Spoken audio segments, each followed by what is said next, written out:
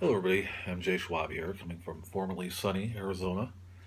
It's dark now, approaching 2:30 in the morning. This is a good time to get work done. It's a lot quieter in the middle of the night. Doesn't do much for my sleep, but it's all right. Why do I need sleep? Uh, Everybody's doing fine here. Uh, no sickness. No. Everybody's relatively happy. Hope everything's good for everybody out there. This week's prompt is on the difference between freedom and liberty. A lot of people think of them as basically the same thing. Maura Walsh writes about Aristotle and his views on at least freedom, and that it's a state of mind. It's a philosophical idea of freedom. He doesn't define it, but he does, talk about how we achieve this freedom, and that those that don't have this freedom are a slave, not a literal, cultural type of slave, a social order slave, but a slave of the mind. Um, Aristotle claims that the slave is wholly lacking in a deliberative element. So that gives you an idea of the slave being controlled by an outside force. We don't know anything about an outside force, it's just his thoughts on freedom. Where we do find this explanation on what happens and why people uh, lose freedom or never acquire freedom is in later on in Rome, and this defines the liberty part of freedom, or you know, uh, Cicero talks about freedom, and he mentions liberty.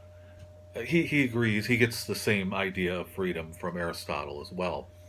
Libertas is what uh, all the Republican scholars. It's a common source word for this liberty, and Roman liberty referred to as the liber, that is the freedom in opposition to the slave.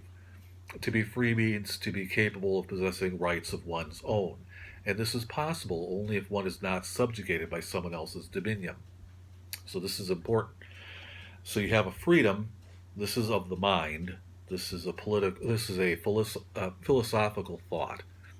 Um, you could acquire this as long as you're not being held down, and you can grasp liberty. So liberty basically is a means by which you can have this freedom, this philosophical thought of freedom. Uh, Now, if you remember 2 weeks ago, I talked about Harm Deplay's book, Power of Place. And you have locals, mobiles, and globals. And this is how people diffuse across the political world landscape. But it's not just people, it's also ideas. And these ideas come from Greece to Rome, and then finally to Europe and what became the United States.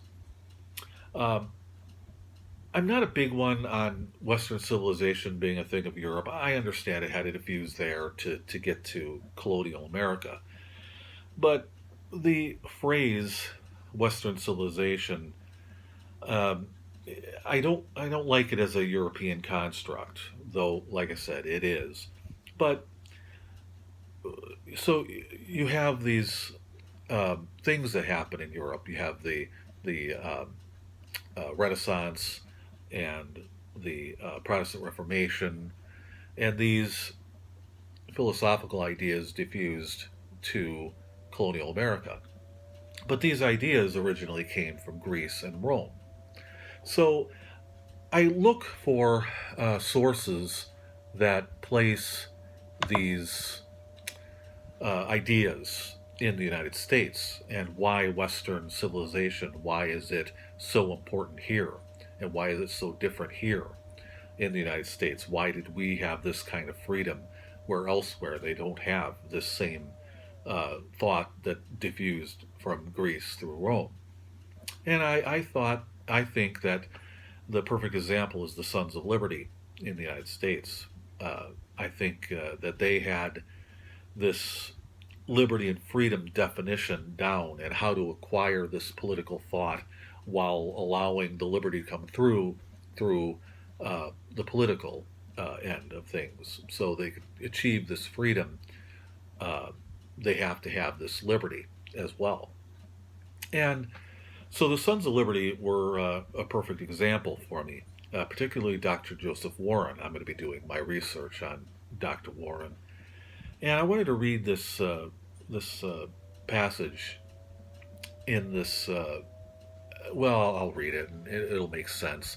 I think Dr. Warren, for a lot of you, you may not know who he is, but you know some of the passages, some of the things that he said, and there may be 5 or 6 names of people from the Sons of Liberty on this document, and one of them will be Joseph Warren. He's just a name on a paper, but he's the one that wrote most of this. Also, a lot of the uh, entries that were titled Publicus were also Dr. Joseph Warren. But I wanted to read this. This is there's 2 commemorative speeches that Dr. Warren gave post Boston Massacre. One was 2 years later, one was 5 years later.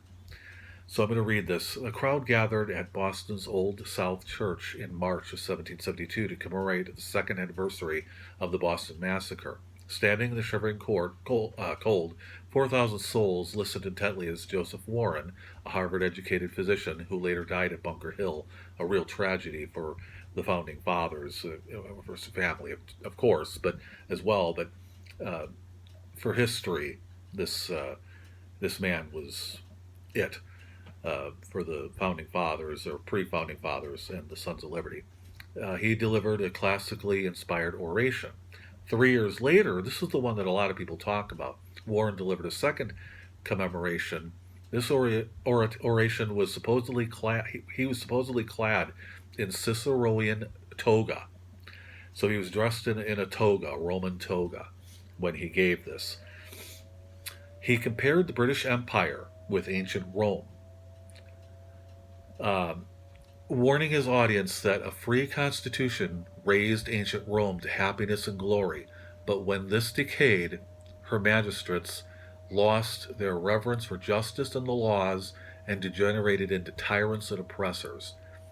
So both Whigs and Tories compared this to something that would have happened out of Rome, Ciceroian theatrics, I guess. But this is the diffusion of this idea, this ancient idea of freedom and liberty. And the Sons of Liberty had this, and Dr. Joseph Warren in particular.